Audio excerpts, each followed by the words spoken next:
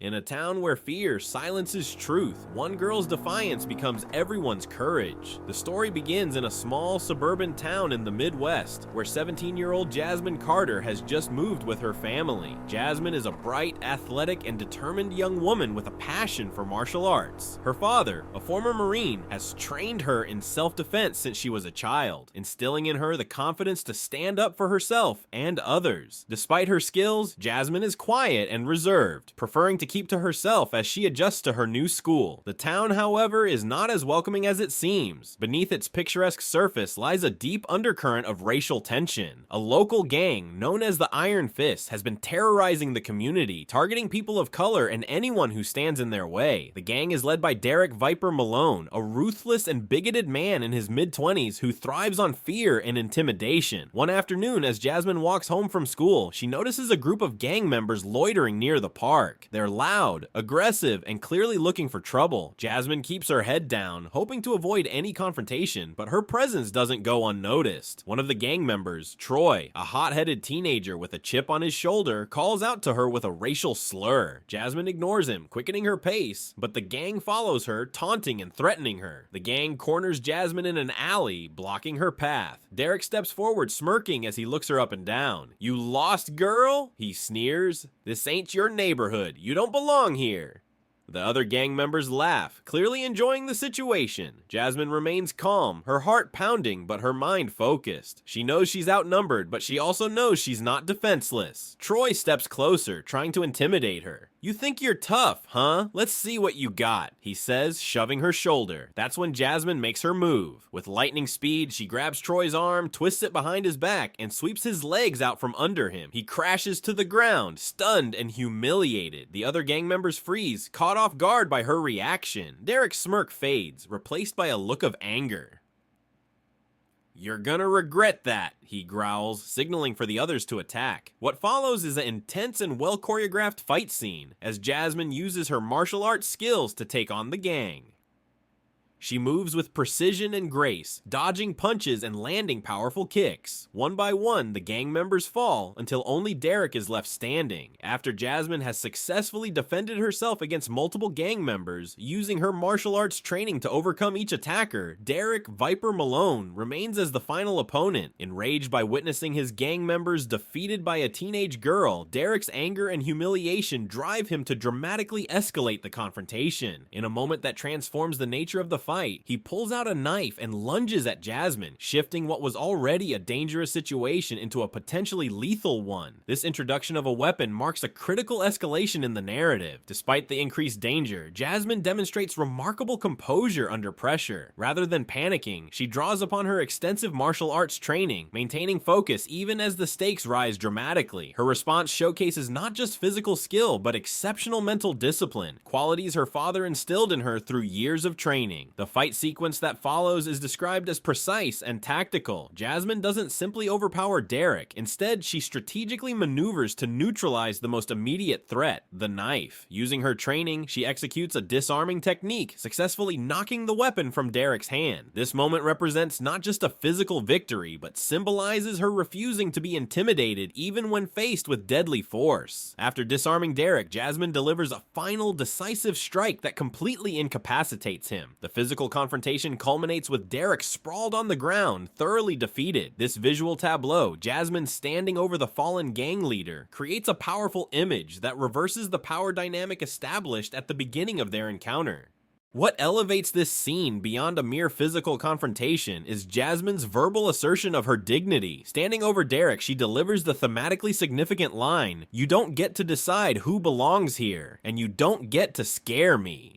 This statement directly challenges the racial intimidation that Derek and his gang have used to control the town. Her words reclaim her right to exist in this space without fear and reject the gang's authority to determine who belongs in the community. The defeated gang members slowly recovering, gathering their wounded pride as they process their unexpected defeat. Derek's silence in the face of Jasmine's victory speaks volumes. His inability to respond verbally acknowledges that his power, built on fear and intimidation, has been been fundamentally broken. The gang's retreat from the alley symbolizes the beginning of their diminished influence over the town, setting up the social changes that will unfold in the subsequent sections of the story. This turning point serves as the physical and thematic climax of the narrative, demonstrating how Jasmine's trained skills, mental discipline, and moral courage allow her to triumph over hatred and intimidation, changing not just her own circumstances but beginning a transformation that will affect the entire community. News of Jasmine's victory spreads rapidly throughout the small Midwest town, creating a division in public reaction. Many residents are impressed and inspired by her courage in standing up to Derek Viper Malone and his gang who had terrorized the community for so long. They see her as a hero who finally confronted what many had been afraid to address. However, others harbor serious concerns about potential retaliation from the Iron Fists, worried that Jasmine's actions might provoke even more aggressive behavior from the gang members who remain at large. At home, Jasmine's parents experience a complex mixture of emotions. They're understandably worried about their daughter's safety after she directly challenged a violent gang, yet they can't help but feel immense pride in her bravery and principles. Her father, drawing on his Marine background, offers particularly meaningful support when he tells her, "You did what you had to do. Never let anyone make you feel small." This validation from her father, who taught her self-defense, reinforces that she acted correctly in standing up for herself despite the risks involved. Meanwhile, within the Iron Fists, the defeat creates significant internal turmoil. Derek's leadership position begins to crumble as his authority is questioned by the other members. The gang's foundation was built on projecting strength and fear, but Jasmine's ability to defeat them publicly undermines this carefully cultivated image. Some members begin to reconsider their allegiance to Derek and the gang's mission altogether. Troy's character arc shows the most dramatic transformation during this aftermath period. Once an eager and aggressive gang member desperate to prove himself to Derek, he now begins to recognize the Iron Fists for what they truly are: bullies who target the vulnerable. His perspective shifts dramatically as he secretly develops admiration for Jasmine's courage and principles. This internal conflict leads him to slowly distance himself from the gang, marking the beginning of his personal redemption journey. This section effectively captures how a single act of courage can create cascading effects throughout a community. The aftermath reveals the power dynamics shifting, alliances being questioned, and individuals like Troy beginning personal transformations that will ultimately contribute to broader social change in the town. In the weeks following Jasmine Carter's confrontation with the Iron Fists gang, a remarkable transformation begins to take root in the small Midwest town. What started as a single act of self-defense evolves into something far more significant, a catalyst for community-wide change. Jasmine, once the quiet newcomer trying to keep a low profile, finds herself thrust into an unexpected role as a symbol of resistance against intimidation and bigotry. Her victory over Derek Viper Malone and his gang members resonates beyond the physical confrontation itself, striking at the psychological foundation of fear that had allowed the Iron Fists to maintain their grip on the community. Jasmine's journey from isolation to leadership begins organically. Initially uncomfortable with the attention her actions have garnered, she finds herself approached by fellow students at school who express both admiration for her courage and anxiety about their own vulnerability. One afternoon, a shy freshman girl approaches Jasmine in the hallway, explaining how she takes a longer route home each day to avoid areas where gang members congregate. This conversation becomes the turning point that inspires Jasmine to channel her martial arts knowledge into something more purposeful, a way to empower others facing similar intimidation. With encouragement from her parents and support from a sympathetic physical education teacher, Jasmine establishes a twice-weekly self-defense class in the school gymnasium. The first session attracts only 7 participants, mostly girls who have personally experienced harassment from the Iron Fists. Jasmine begins by teaching them the fundamentals her father had instilled in her from childhood: awareness of surroundings, confident body language, and basic defensive techniques. More importantly, she emphasizes the mental aspects of self-defense, the psychological strength required to stand firm when confronted by those attempting to intimidate. Word spreads quickly about Jasmine's classes. By the 3rd week, attendance triples. Students who had previously walked with their heads down, avoiding eye contact, now move through the hallways with newfound confidence. The physical techniques Jasmine teaches: how to break a grip, how to block a strike, how to create distance from an attacker, provide tangible skills, but the most profound change occurs in how these these young people carry themselves. They stand straighter, make eye contact, and most significantly, they begin to travel in groups, creating a network of mutual protection that diminishes their individual vulnerability. What begins as simple self-defense instruction gradually evolves into something more profound. During practice sessions, participants share stories of intimidation and discrimination they've experienced. These conversations create a sense of solidarity and community understanding that transcends the physical training. Jasmine, drawing on her father's wisdom, incorporates discussions about dignity, respect, and the importance of supporting one another. True strength, she tells them, echoing her father's words, isn't about winning fights. It's about standing tall even when you're afraid. As Jasmine's influence grows, the Iron Fist's power begins to diminish noticeably throughout the community. Their intimidation tactics had always relied on isolation, targeting individuals when they were alone and vulnerable. Now, faced with groups of young people who move together and look out for one another, the gang finds their usual methods of intimidation less effective. Incidents of harassment decrease markedly in areas near the school, as gang members discover that their potential victims are no longer easy targets. The psychological impact on the gang itself proves even more significant. Derek's authority, already damaged by his defeat at Jasmine's hands, continues to erode as his leadership is increasingly questioned. Several younger members, who had joined more out of a desire for protection than true allegiance to the gang's ideology, begin to distance themselves from the group. The Iron Fist's recruitment efforts falter as the culture of fear they cultivated starts to dissipate. Community members who had previously remained silent out of fear begin to speak up.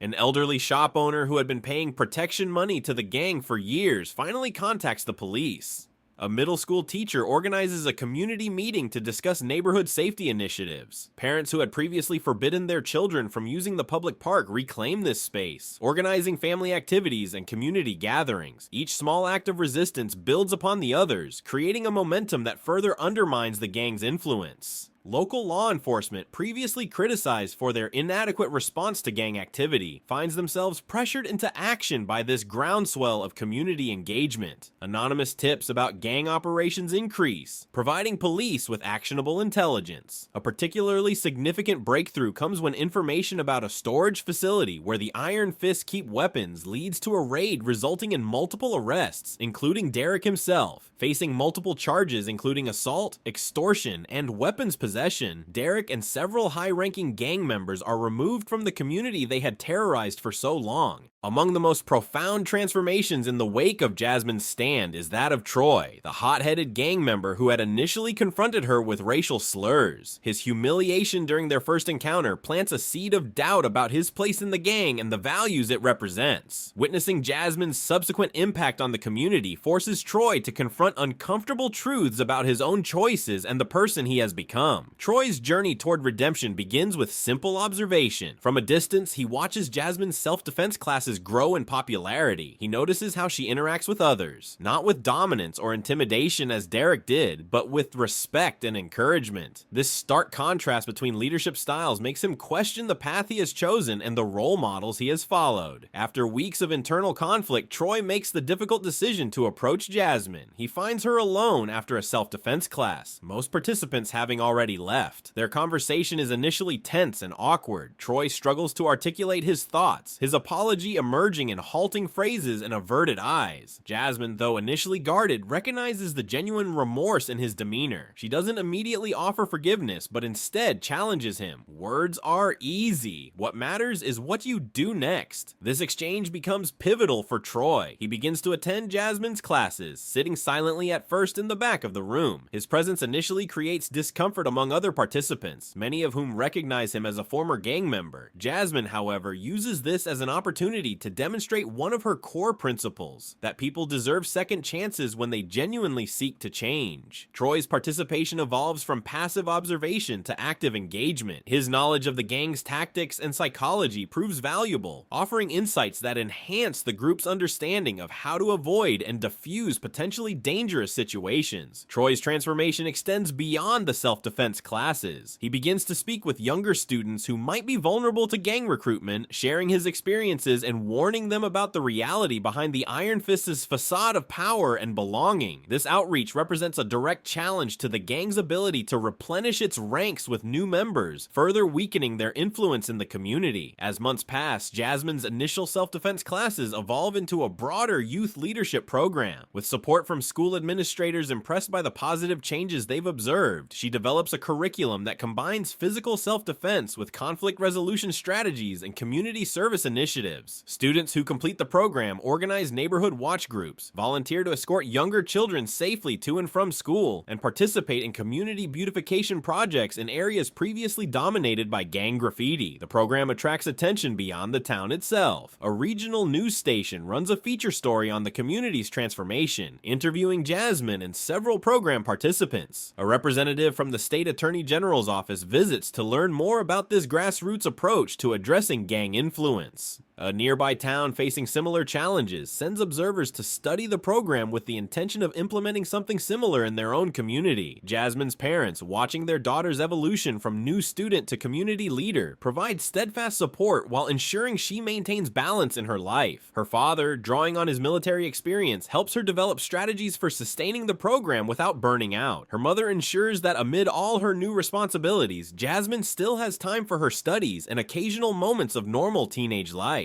The story culminates on a warm spring afternoon, approximately 6 months after Jasmine's confrontation with the Iron Fists. She stands at the front of the school gymnasium, now filled with nearly 50 participants of diverse ages and backgrounds. The sound of practice drills creates a rhythm of focus and determination. Jasmine moves among the participants, offering guidance and encouragement. Her gaze falls momentarily on Troy, now one of her assistant instructors, as he patiently demonstrates a technique to a group of middle school students. Through the gymnasium windows, she can see the park where she first encountered the gang members. It has been transformed. Families picnic on the grass, children play on newly installed equipment, and community members walk without looking over their shoulders. The fear that once permeated the town has been replaced by a vigilant but confident sense of community ownership. As Jasmine calls the class to attention for their final exercise, she takes a moment to look out at the faces before her. She sees beyond the physical techniques they've mastered to the more profound transformation. Individuals who have discovered their own capacity for courage, who understand that standing together diminishes the power of those who would divide them through fear.